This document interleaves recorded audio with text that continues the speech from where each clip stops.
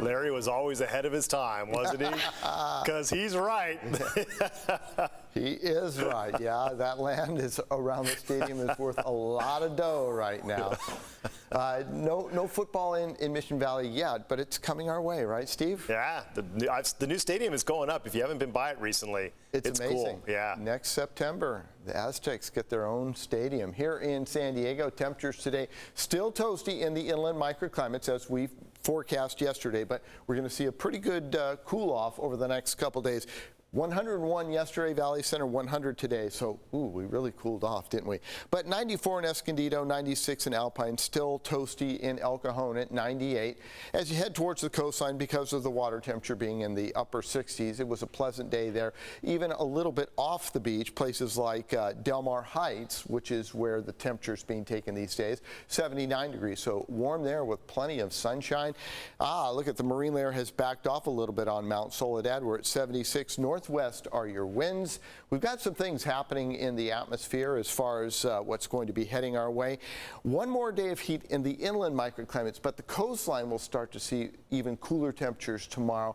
But with the cool down, we'll see gusty winds on the desert slopes, 30 to 40 miles per hour, and a building south swell will bring huge waves into Southern California. South-facing beaches, San Diego, 3 to 4 feet. Southwesterly facing beaches seeing some 5 to 6 foot sets. That is bringing the World Surf League Championships to trestles. The men's and women's champion will be crowned tomorrow. It looks like they've staged it to go tomorrow. They'll call it at about 7:30 in the morning. I will be there. Follow me on Twitter at SeanNews8 or on Instagram at SeanStylesTV. I'll be giving you updates throughout the day on who is moving up in the winners bracket, and eventually the champions will be crowned, men's and women.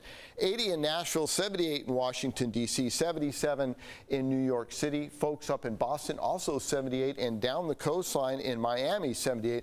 I got a feeling it's a lot more humid though in Miami than it is in Boston. 87 in Wichita, 87 in Salt Lake City, the Pacific Northwest.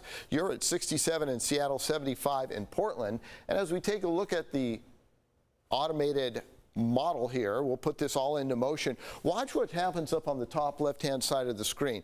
This area of low pressure starts to dig down in, and what happens is that brings a zonal flow into the west coast, and that cools temperatures off considerably, especially in the inland microclimates, where we go from a 93 tomorrow to an 84 on Friday. So the cool down is on the way. Coastline, you're going to be right where you should be. And for the folks in the mountains, overnight lows dipping into the low 50s. Deserts, daytime highs still hot, but in the 60s overnight. Steve? That's a nice night. Thank you. Especially after that daytime. Yeah. All right, thanks, Sean.